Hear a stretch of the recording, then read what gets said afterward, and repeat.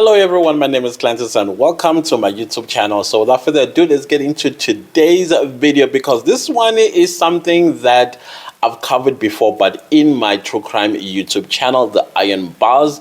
This is the story of Rosemary Ndlovu, and I just read right now in the Sowetan. Is it the Sowetan? What is this? Okay, let me just check. No, the Citizen. I'm so sorry. The Citizen of the... Why everything's on the 9th of July? Oh, that's because it's stuff that I kind of like missed during the weekend. So I think this story came out on Sunday. Insurance killer Rosemary Ndlovu caught with cell phone behind bars. But she's not the only one, I understand, that has a cell phone behind bars. Why was she the one targeted? When I hear, apparently, I'm not saying it has happened. I mean, it's true. Apparently, prisons have more cell phones than us on the outside. How true is that? It's like money. It's like the Reserve Bank has nothing on prisons in South Africa when it comes to cash. I don't know how true that is. It's stuff that I've heard before. So why are they targeting Rosemary Ndlovu? And I'm not saying that she should not be caught and arrested or charged with whatever she's charged with. But anyways, let's continue with the article. The South African cop dubbed the insurance killer was caught with a cell phone in prison. Rosemary Ndlovu is serving 6 life sentences for orchestrating multiple murders so she could collect insurance payouts. Oh my goodness, I remember doing research on this case and actually filming it.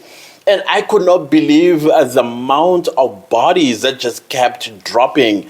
As far as I understand right now, there are 9 bodies altogether. So far, we only know 6, but she's going to be recharged. But she's going to be charged for the other 3. And then we're going to go through another trial with Rosemary Ndlovu. And I cannot wait before it started because I really am following this story from the beginning to the end. And I have said it before that I don't think the 6 people she's killed are the only 6 people. There's still more family members that she might have killed. But anyways, let's continue. The Department of Correctional Services, DCS, has internally charged Rosemary Ndlovu for contravening the Correctional Services Act after being caught with a mobile phone, said DCS spokesperson Singabako Ngumalo. Inmates found in possession of cell phones are charged in terms of Section 23, subsection 1 of Correctional Services Act 111 of 1998. They are okay. I have a cracked screen, so it's a little bit difficult sometimes to read. They are then reprimanded accordingly, a process which may involve a withdrawal of privileges for a specific period, reclassification, downgrade, and other punitive measures, explained Ngumalo. 6 life sentences for insurance killer Ndlovu, who was found of murdering her relatives in 2021, was handed 6 life sentences in the High Court sitting at the Palm Ridge Magistrates Court. She was found guilty of killing 5 of her relatives and lover for insurance payouts. Okay, I remember this. Can you imagine you looking at your family member while this case is going on, like sideways, like... I remember once upon a time you came to me and said, hey, I'm putting everybody under one policy. What are your IDs? And please sign here. And now you're thinking, all right, I will sign. But now in hindsight, with all these cases going on, you are like, hey, remember the other day when you asked me to give you my ID number as well as sign a document that I did not necessarily read because you explained to me that this is about covering me in case something happens to me and all that sort of stuff. Do you still have those documents? Because I would like to withdraw myself. Thank you. Because I've heard so many people that have done that. I'm not sure if they did it to their detriment or they did it because they really stopped trusting their relative who had come to them and said, hey, let me cover everybody because I'm employed and I earn good money enough to pay for everybody's funeral cover, life insurance, and things like that. This case really messed up a lot of people's mentality, and I don't want to lie, even my own was messed up. However, I've never been in a situation where a relative came to me and said, I need your ID number as well as sign these papers, because the first thing that I would have done is read what is on those papers. And if it has to do anything with life insurance, trust and believe me, I have my own. I would have told you no. And another thing about life insurance, I don't think if you have one, you should tell your spouse, you should tell your children, you should tell anybody. This should be something that you keep a secret. It's like a will. If you have a will and testimony, I think you should not go around sharing it with your family members. Rather keep them in darkness. If they talk about it, just, I don't know, evade it somewhere somehow. Because I have seen a lot of people really losing their lives because of life insurance or a will and testimony. So I feel like something of this nature is something to be kept a secret. I don't know what your thoughts about it. I don't also have a problem with you telling your family members that, okay, I'll put you under the will, or I have taken life insurance on you, or I've taken a life insurance in case anything happens to me, and then I can no longer take care of the family. Because if you watch channel 171 on DSTV, that is my favorite channel, by the way, in case you didn't know. Something about me and true crime that I like, buddies.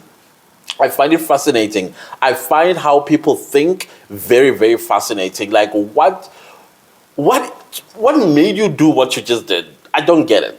Like Rosemary and Ndlovu, what made you sit down and come up with this plan that my family members are the people that I'm going to take out one by one? Because eventually when she was down with the family members, she was coming for you and me.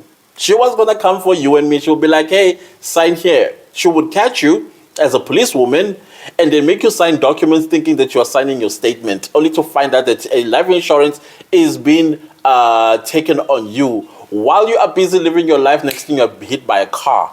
And when you are hit by a car, then she goes and claims because she knows that you are dead. Of course, she and her minions would have killed you. So this story really, really worked on my head and messed up a lot of things that now I'm a little bit careful. I'm talking about myself here. That I'm very, very careful when a family member comes with a document for me to sign. Fortunately, I have not had any family member that comes to me and say, okay, sign here, because they know that I would read and I would ask questions, and I will not put my signature until I have understood what this is about. And then also, if I think I don't understand it, I will take it for second opinion. Maybe go to a lawyer friend and say, hey, can you check this out for me? What is this about?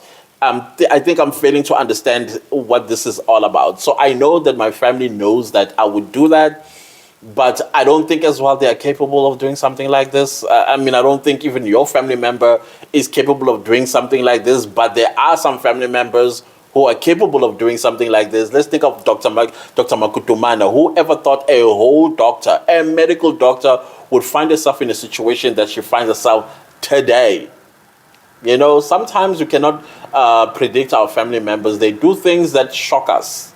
So anyways, guys, I thought let me bring this story to your attention. I see it's an old story, but hey, we will I'll keep you updated. Also, I want to keep you updated about the new developments in the Rosemary Ndlovu saga. Now, I think we're going to have another interesting case coming up. I'm very interested to know who the other 3 family members that she has taken out, and how much did she get paid out for them, and what is the family saying all about this. I know there's a documentary about Rosemary Ndlovu. I have not watched even one episode, simply because I feel like I already did the research that I needed to do, and the things that I'm hearing about the documentary, I've already covered them, and I've already read them.